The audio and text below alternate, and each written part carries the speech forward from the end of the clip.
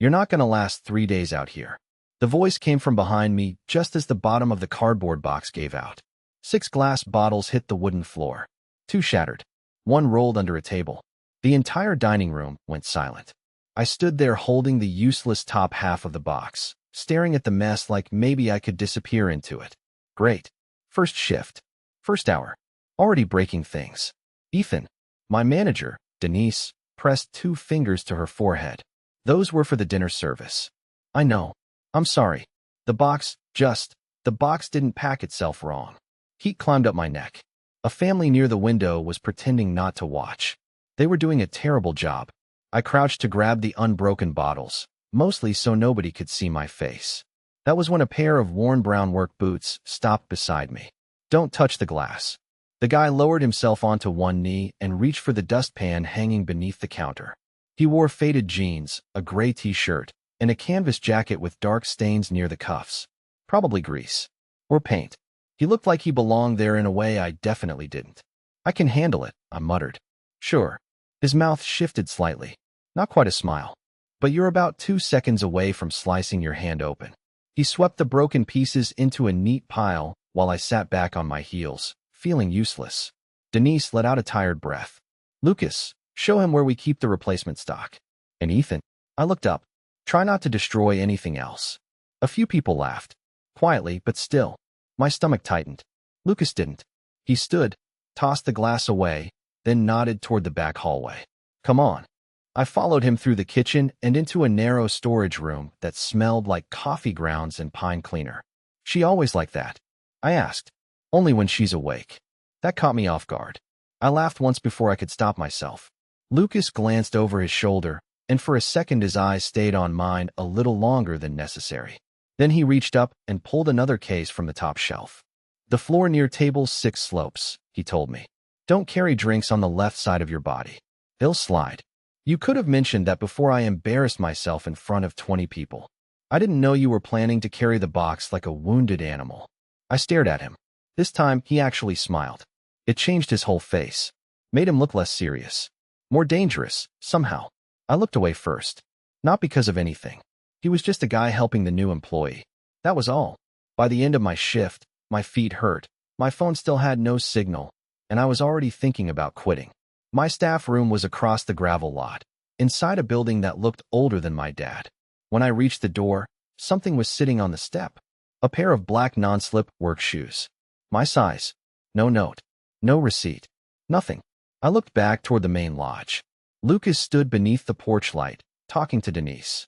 Then his eyes lifted and found mine across the lot. He glanced at the shoes, then back at me, and walked inside like it meant nothing. The shoes should not have bothered me as much as they did. They were just work shoes. Practical. Cheap looking. Probably something the lodge kept around for new employees. That was what I told myself the next morning while tying them in the staff kitchen. Then Denise walked in, looked down, and frowned. Those are new. My hand stopped. The lodge does not provide these. She laughed once. We barely provide toilet paper. Before I could answer, the back door opened, and Lucas came in carrying a metal toolbox. His eyes dropped to my feet for half a second. Then he looked away. They fit. I stared at him. You bought them? Lucas set the toolbox beside the counter. Found them. In a store? His mouth twitched. Usually where shoes are found. Denise grabbed her coffee and walked out, clearly enjoying herself. I lowered my voice. You did not have to do that. I know. That answer landed strangely. He did not explain. He just picked up the toolbox and headed toward the dining room. By the end of my first week, I had learned 3 things. The breakfast crowd was worse than dinner. The washing machine in the staff building only worked if you kicked the right side. And Lucas somehow knew what I needed before I did. He showed me which storage closet had the good cleaning supplies. He replaced the loose screen in my window after I complained about mosquitoes once. He started leaving a cup of black coffee near the service station before my early shifts. No sugar. No cream. Exactly right. I try not to notice. That lasted until Friday. I came into the kitchen at 6 in the morning, half awake, and found Lucas leaning against the counter with 2 cups. He held one out. Our fingers touched when I took it. Barely anything. Still, my grip tightened around the paper cup. Lucas did not pull his hand back right away. His eyes stayed on mine, calm and unreadable. You always look this angry before coffee. I am not angry. You glared at a toaster yesterday. It burned my bagel. So it was personal. I laughed despite myself. Lucas smiled, but his attention stayed on my face a little too long. My chest felt tight for no good reason. Then someone dropped a pan in the kitchen, and the moment broke. I stepped back first. You make coffee for everyone? I tried to sound casual. Lucas took a slow sip from his own cup. No, one word. That was it. He walked away before I could figure out what to do with it. Later that night, my shift ran almost an hour late because a family from Texas kept ordering dessert after dessert.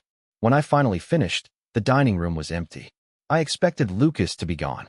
Instead, he was sitting on the back steps with his jacket beside him and a paper plate balanced on one knee. You waited? He looked up. You did not eat. How would you know? You get quiet when you are hungry. My stomach did something stupid. Lucas handed me the plate. A burger. No onions. I had mentioned once that I hated onions. Once. I sat beside him, leaving what I thought was a safe amount of space between us.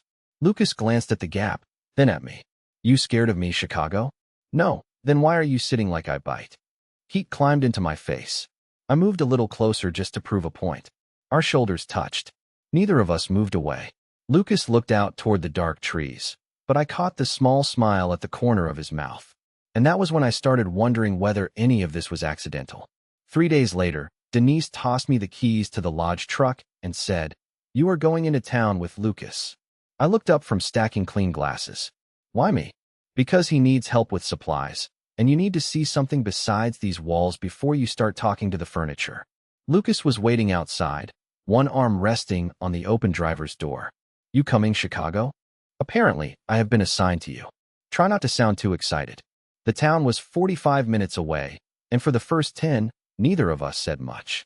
I watched the trees blur past while Lucas tapped his thumb against the steering wheel. Then music came through the speakers. An old indie band I had mentioned once while cleaning tables. I turned toward him. You listen to them? Not really. Then why are they playing? He kept his eyes on the road. You said you liked them. My chest tightened. Just a little. You remember everything I say? Only the useful things. My music taste is useful? Lucas glanced over, and the corner of his mouth lifted. Depends who you ask. We stopped at a small diner before picking up supplies. The waitress knew Lucas by name and brought him coffee without asking. Then she looked at me. So this is Ethan. I almost dropped the menu. Lucas went very still. What does that mean? I looked between them. She smiled like she had just found something interesting. Nothing. He has just mentioned the new guy a few times. Mara. Lucas gave her a warning look. She raised both hands. I am going. The second she left, I leaned back in the booth. A few times, Lucas tore open a sugar packet he did not use. You broke half the dining room on your first day. It was memorable. 2 bottles. Felt like more. I waited for him to smile. He did not. For 1 second, the joke just sat there between us. Then his eyes lifted to mine, and something in his expression made my stomach turn over. You are hard not to notice, he said quietly. Mara returned with our food before I could answer. The drive back started under clear skies. 20 minutes later, rain came down so hard Lucas had to slow the truck. A fallen branch blocked the road near the lodge, so we got out to move it. The ground was slick, and my shoes slid in the mud. Lucas caught my wrist before I hit the ground. His other hand landed against my side, steadying me. Easy. I looked up. He was close. Too close to pretend I did not notice the rain caught in his eyelashes, or the way his hand was still wrapped around my wrist. I am fine. You always say that right before something goes wrong. You have known me for 1 week. Long week. He still did not let go. Neither of us moved. The rain hit the road around us, loud enough to cover everything except my heartbeat. Then Lucas looked down at where he was holding me and slowly loosened his grip. Come on, he murmured. Before Denise sends a search party. We cleared the branch and finished the drive in silence. When we reached the lodge, I opened my door, but Lucas stopped me. Ethan. I turned back. His hand rested on the steering wheel, his expression softer than usual. I'm glad they sent you here. My throat went dry. Why? Lucas held my gaze for 1 long second. Then he looked away. Get inside before you catch a cold. He stepped out before I could ask again, leaving me alone in the truck with the answer he had not given. After the trip into town, Lucas and I fell into a routine neither of us talked about. He left coffee near the service station before my morning shift. I saved whatever dessert the kitchen had not ruined for him at night. Most evenings, we ended up sitting on the back steps after everyone else went inside, close enough that our shoulders touched whenever one of us moved. It became normal. That was the problem. One night, I found him behind the maintenance shed trying to repaint an old canoe under a work light. You know it is almost midnight, right? Lucas looked up from the paint can. You know you are off the clock, right? I brought pie. I held up the paper plate. Then I take back my question. I sat on the edge of the workbench while he painted.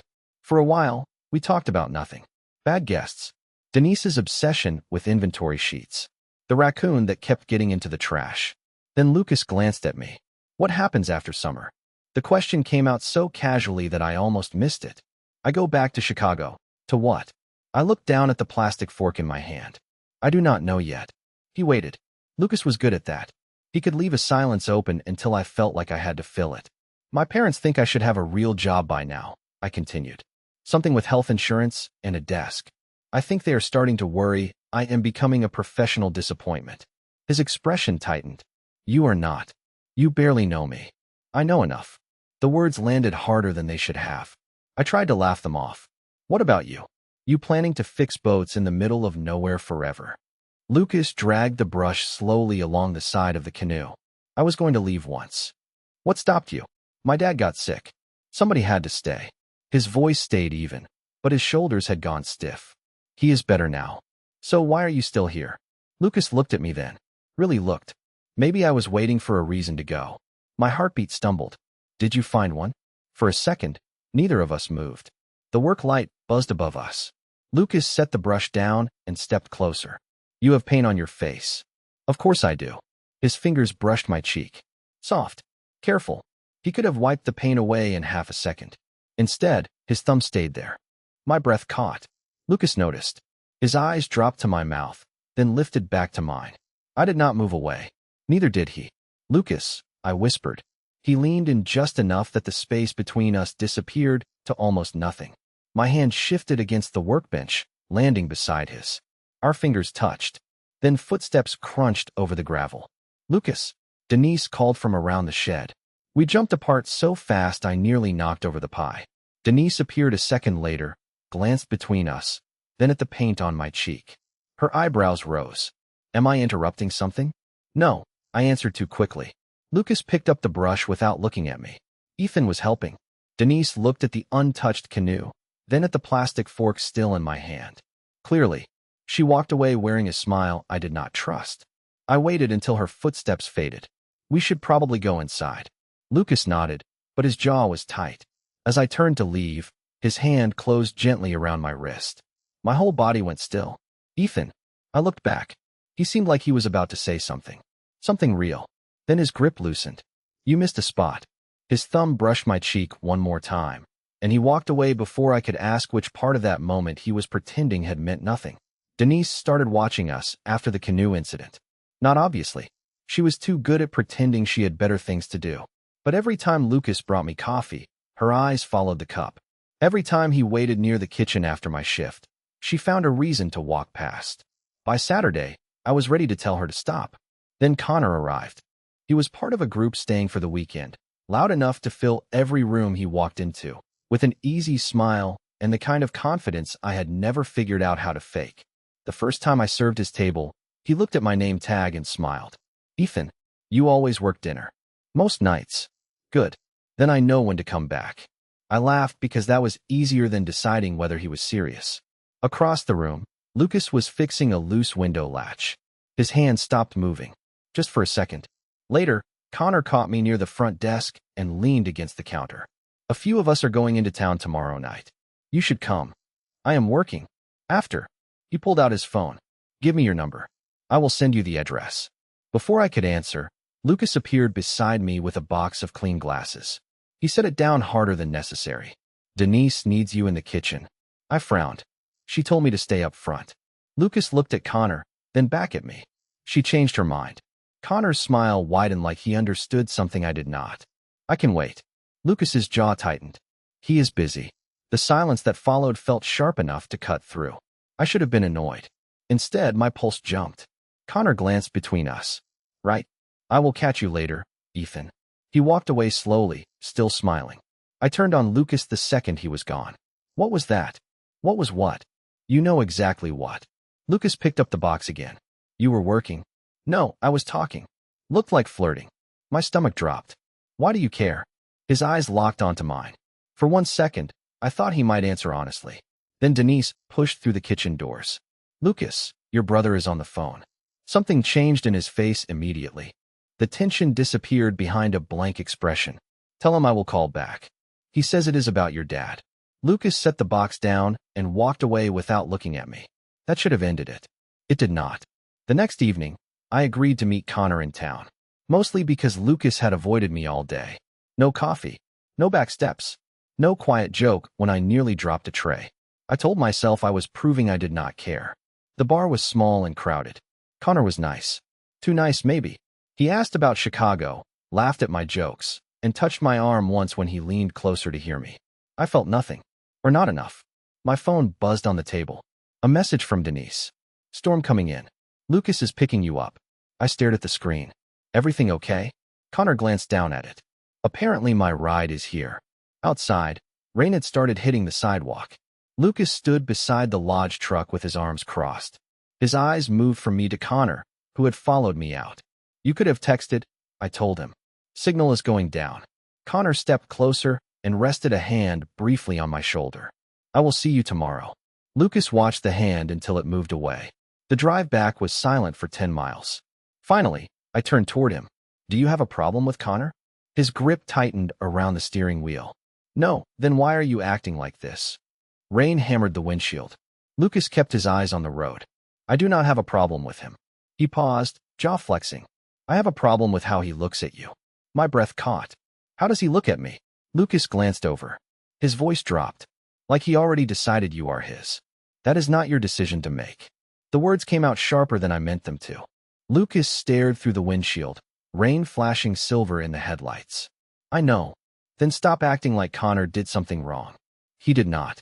You just said, I know what I said. His voice stayed low, but something underneath it cracked. The truck slowed as we reached a bend in the road. Ahead, a fallen pine stretched across both lanes. Lucas hit the brakes. For a second, neither of us moved. Rain hammered the roof. The road behind us was already filling with runoff. Lucas grabbed the radio, tried twice, then swore under his breath. No signal. Can we move it? He looked at the tree, then at the dark slope beside the road. Not safely. There was an empty guest cabin less than half a mile back. We made it there soaked through, carrying one flashlight and the emergency blanket Lucas kept behind the seat. The power was out. The cabin had a small wood stove, one narrow bed, and a couch that looked like it had lost a fight with a bear. Lucas got the stove going while I stood near the door, dripping onto the floor. Take off the jacket. I blinked. What? It is soaked. You are going to freeze. He turned away and pulled a dry sweatshirt from a supply cabinet. Put this on. I changed in the bathroom and came back to find him laying the emergency blanket over the bed. You take it, he told me. Where are you sleeping? He nodded toward the couch. Absolutely not. Ethan, you are 6 foot something. That couch is 4 feet long. I will survive. Stop trying to be noble. It is annoying. Lucas looked at me for a long moment. Then, very quietly, you think I am doing this to be noble? My chest tightened. I do not know what you are doing. He sat on the edge of the bed, elbows on his knees. The fire clicked softly behind us. Neither do I. That was the first honest thing either of us had said all night. I sat beside him, leaving a few inches between us. Then explained the bar. Lucas rubbed both hands over his face. I saw him touch you. So I hated it. My heartbeat kicked hard. He looked over, eyes tired and frustrated. I hated that he got to stand that close. I hated that he made you laugh. I hated that you went with him because I spent all day avoiding you. Why were you avoiding me? His gaze dropped to the floor. Because of what almost happened behind the shed. The room went still. You mean when Denise interrupted us? I mean when I almost kissed you. My breath caught so fast it hurt. Lucas turned toward me fully now. I have been trying to act normal since then. It is not working. You wanted to? Yes. No hesitation. No joke. Just the truth. His hand moved across the blanket until his fingers touched mine. This time, he did not pull away. And seeing you with Connor did not make it go away. I looked down at our hands, then back at him. Lucas, His thumb brushed slowly over my knuckles. I do not want to go back to normal, Ethan. The words settled between us, warm and terrifying. I leaned closer without deciding to. He did too. Our foreheads almost touched. Then the radio crackled from the table, loud in the quiet room. Lucas shut his eyes and let out a breath that sounded almost like a laugh. But his hand stayed wrapped around mine, and neither of us pretended it meant nothing. By morning, Lucas was acting like the cabin had never happened. He packed the emergency blanket, checked the road, and kept every sentence short. Practical, careful, normal. I hated it immediately. You sleep okay? I asked while he kicked dirt over the last of the fire. Fine. That is all. He looked at me then, but only for a second. What do you want me to say? My chest tightened. I wanted him to say he meant it, that he still did not want to go back to normal. Instead, he grabbed the radio and walked outside. The tree was cleared by noon. We returned to the lodge muddy, tired, and somehow farther apart than before. Denise took one look at us and raised an eyebrow. Everything all right? Fine, Lucas answered. Too fast. I laughed once under my breath. Of course. Fine. The rest of the day, he stayed busy on the far side of the property. No coffee waiting for me. No quiet joke near the kitchen. No back steps after dinner. I told myself he was embarrassed. Maybe the storm had made everything feel more intense than it really was. Maybe holding my hand in a dark cabin had been easy. Maybe daylight changed things. 2 days passed like that. I picked up extra shifts just to avoid thinking about him. On the third afternoon, Denise cornered me near the office. I want you to stay through October. I blinked. What? You are good with guests. Better now that you have stopped attacking the glassware. I smiled despite myself. I thought this was only for summer. It was. Plans change. Through the open window, I could see Lucas near the maintenance shed, talking to one of the groundskeepers. He glanced toward the office, saw me, then looked away. My stomach dropped. Can I think about it? Until Friday. That evening, I passed the storage room and heard Lucas's voice inside. Summer people leave. That is what they do. I stopped before he could see me. Another voice, probably Mason from maintenance, answered. You talking about Ethan? Silence. Then Lucas muttered, Does it matter? I walked away before I heard more. The words followed me all night. Summer people leave. Maybe that was all I had ever been to him. Temporary. Convenient. Something he could want as long as there was an ending built in. The next morning, we reached for the same wrench in the supply room. Our fingers touched. Lucas froze. So did I? For 1 second, neither of us moved. Then I pulled my hand back. His expression shifted. Ethan, you needed it. That is not what I meant. I know. I turned away before he could see how much that hurt. On the desk beside the toolbox was a printed application. I only noticed it because the top line was highlighted. Facilities Supervisor. Chicago, Illinois. My heart started pounding. Lucas stepped closer behind me. You were not supposed to see that. I looked at the paper, then at him. You are applying for a job in Chicago? His jaw tightened. I was thinking about it. Why? For once, Lucas had no answer ready. He just stood there, looking at me like the truth was right behind his teeth, and he was still deciding whether I was worth the risk. Why Chicago? I kept my eyes on the application because looking at Lucas felt harder. He moved closer, but not enough to touch me. You know why? No, I do not. My voice came out quieter than I wanted. You avoid me for 3 days, tell people summer workers always leave, then I find this. I tapped the paper. So explain it. Lucas looked toward the open storage room door, then pushed it shut. The click made my pulse jump. I started looking after the trip into town. I stared at him. Before the cabin? Yeah. Why did you not tell me? His hand tightened around the edge of the desk. Because you never said you wanted me there. You never asked. You were supposed to leave at the end of August.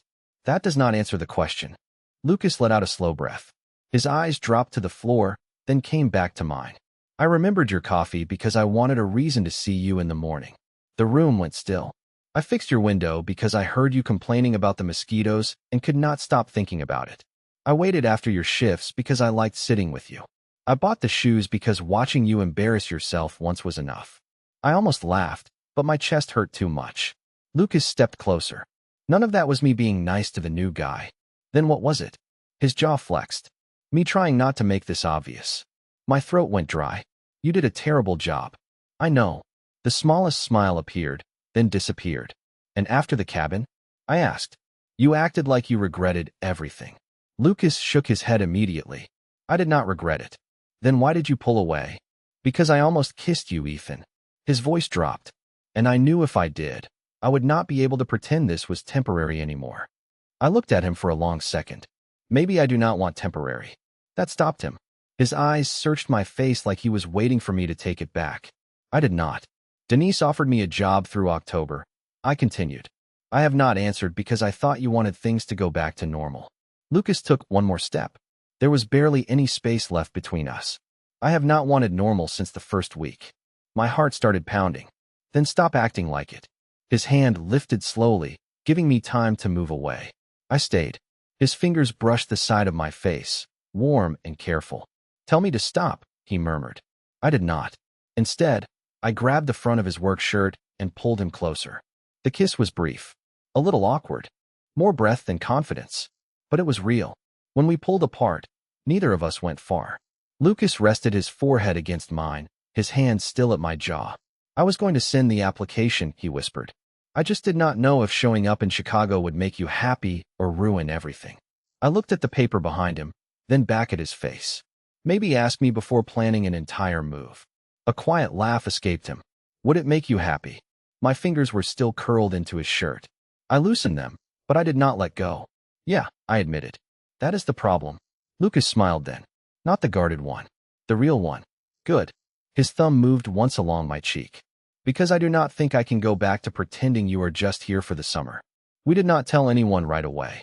Not because we were ashamed. We just wanted one thing that belonged to us before the lodge turned it into gossip. For the next few days, everything looked almost normal. Lucas still left coffee near the service station. I still saved him dessert after dinner. We still sat on the back steps when the lights went out in the dining room. The difference was in the small things. His knee rested against mine and stayed there. His hand found the back of my chair when he walked past.